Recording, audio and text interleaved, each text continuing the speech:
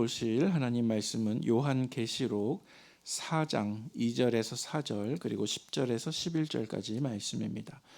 요한계시록 4장 2절에서 4절 그리고 10절에서 11절 말씀입니다. 우리 먼저 2절에서 4절까지 읽고 10절에서 11절 같이 읽도록 하겠습니다. 한 목소리로 같이 읽겠습니다. 시작. 내가 곧 성령에 감동되었더니 보라 하늘에 보좌를 베풀었고 그 보좌 위에 앉으신 이가 있는데 앉으신 이의 모양이 벽옥과 홍보석 같고 또 무지개가 있어 보좌에 둘렸는데 그 모양이 녹보석 같더라. 또 보좌에 둘려 24 보좌들이 있고 그 보좌들 위에 24 장로들이 흰 옷을 입고 머리에 금관을 쓰고 앉았더라. 10절입니다. 24 장로들이 보좌에 앉으신 이 앞에 엎드려 세세토록 살아계시는 이에게 경배하고 자기의 관을 보좌 앞에 드리며 이르되 우리 주 하나님이여 영광과 존귀와 권능을 받으시는 것이 합당하오니 주께서 만물을 지으신지라 만물이 주의 뜻대로 있었고 또 지으심을 받았나이다 하더라. 아멘. 리딩 지저스 오늘 함께 통독하실 본문은 요한계시록 4장과 5장 말씀입니다. 어제까지 우리는 요한계시록 1, 2, 3장 말씀까지 통독을 하셨을 것입니다. 1장부터 3장까지의 말씀에는 주님께서 7 교회와 그 교회의 사자들에게 주신 편지의 내용이 담겨져 있습니다. 그래서 에베소, 서모나, 버가모, 두아디라, 사데, 빌라델비아, 라오디게아 교회 등 이 7 교회의 영광의 주님께서 앞으로 되어질 일들에 대해서 계시한 말씀이었습니다. 이때 사도 요한이 바라본 주님의 모습이 있습니다. 주님께서는 7 촛대 사이를 거니시는데 그 오른손에는 7 별을 붙잡고 계셨고 또 그 모습은 눈은 불꽃과 같고 발은 빛나는 주석과 같았으며 그 음성은 많은 물소리와 같았고 그분의 머리와 털의 희기는 흰 양털과 같고 그분의 입에서는 좌우에 날선 검이 나오고 그분의 얼굴은 해와 같이 빛나는 모습이었습니다.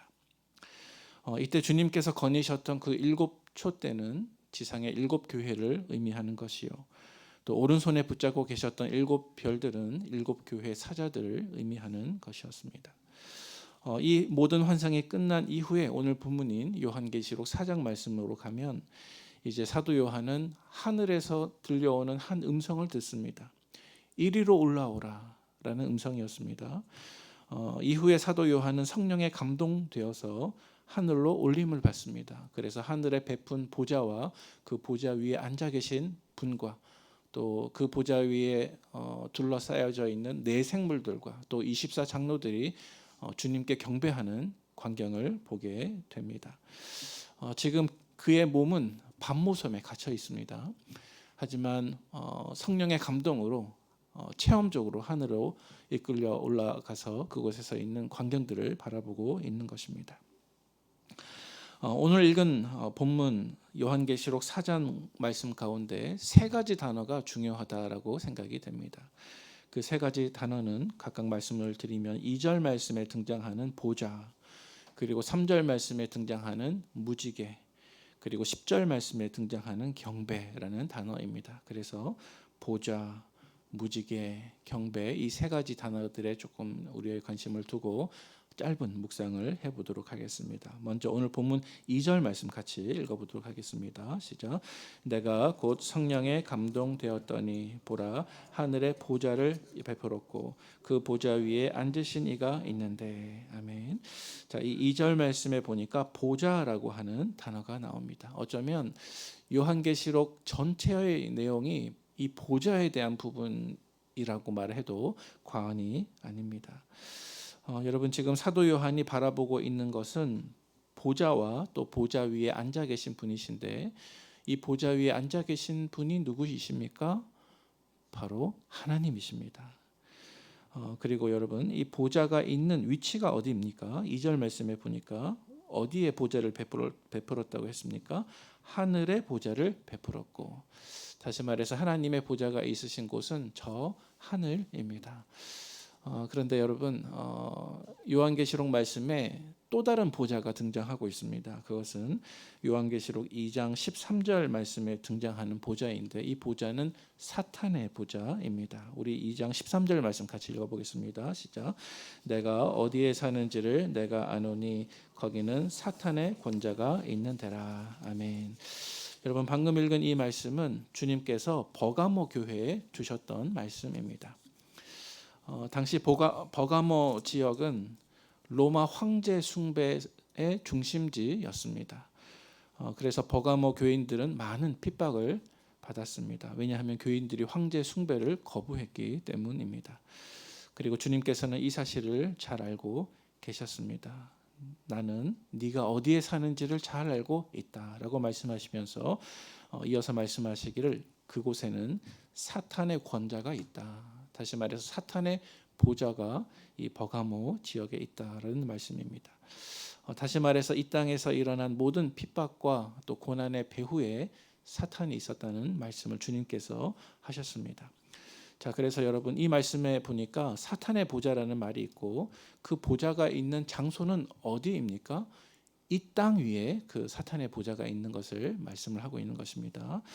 자, 그러면 여러분 지금까지 두 가지 보좌가 있었는데 하나는 어디에 있고 하나는 또 어디에 있습니까? 제가 말씀을 드리면 사탄의 보좌는 그 권자는 어디에 있습니까? 땅에 있습니다. 하지만 하나님의 보좌는 어디에 계십니까? 하늘에 있습니다. 여러분 이것이 무슨 뜻이겠습니까? 이 말씀이 뜻하는 것은 사탄의 통치 위에 하나님의 통치가 계시다라는 말씀입니다. 여러분 사탄의 통치 위에 하나님의 통치가 계십니다. 우리가 이 땅에서 핍박받고 고난받을 수 있겠으나 그 사탄의 모든 권자 위에 하나님께서 다스리고 계심을 믿으시는 저와 여러분 되시기를 축복합니다.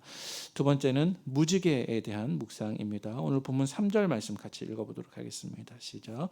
앉으신 이의 모양이 벽옥과 홍보석 같고 또 무지개가 있어 보좌에 둘렀는데 그 모양이 녹보석 같더라. 아멘. 자, 두 번째로는 무지개에 대한 묵상입니다. 오늘 본문 말씀에 보니까 보좌 위에 앉으신 이의 모양이 벽옥과 홍보석 같다 그랬는데 이 벽옥과 홍보석이라고 하는 보석은요 제사장의 에봇에 달려있는 12가지 보석의 가장 첫 번째와 가장 마지막 보석을 의미합니다. 그분은 하나님이셨습니다. 그런데 그분께서 앉아 계신 보좌에 무엇이 걸려 있습니까? 말씀을 보니까 무지개가 걸려 있습니다. 여러분 무지개는 무엇에 대한 상징이겠습니까? 무지개는 하나님의 은혜에 대한 상징입니다. 무지개가 성경에 처음 어디에 등장합니까? 노아 홍수 때 모든 것이 홍수로 다 멸망되었지만 하나님께서 노아와 그 가족들에게 은혜의 약속을 주셨는데 다시는 물로 세상을 심판하지 않겠다. 그래서 오늘날 저와 여러분들에게도 이 약속이 노아 홍수 이후로 지금까지 우리의 눈에 분명하게 보이는 약속으로 내려오고 있지 않습니까? 그런데 여러분 무지개가 언제 나타나는가 한번 생각해 보시기 바랍니다. 무지개는 언제 나타납니까? 폭풍우가 내리고 또 비가 온 이후에 항상 무지개가 나타납니다.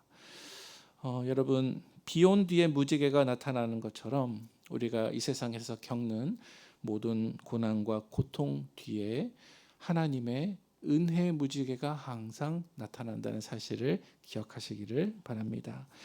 여러분의 삶이 어떠하든지 여러분의 삶의 배후와 그 위에는 항상 하나님의 은혜 무지개가 반드시 둘러 있다는 사실을 믿으시는 저와 여러분들 되시기를 축복합니다.